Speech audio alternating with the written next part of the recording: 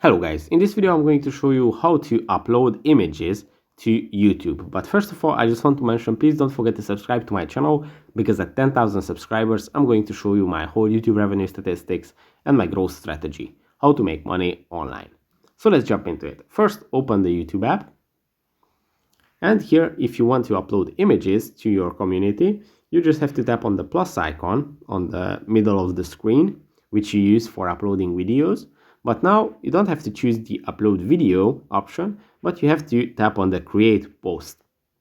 And when you tap on this, here you can create community posts that are going to appear on your channel. You have a few options here. You can either create a text post, you can also create a poll for voting, or you can upload images by tapping on this little image icon. And when you upload an image, you can have your image, you can add a little text to it, you can set up the this option if your post is going to appear on public, which means that anyone who visits your channel can see it, or you can set it to all channel members, which means that only the paying members of your channel will see it.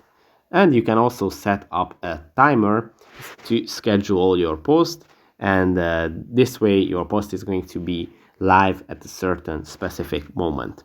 So that's pretty much it for this video. I hope it was helpful for you. If it was, please consider subscribing, and see you in the next one. Bye bye.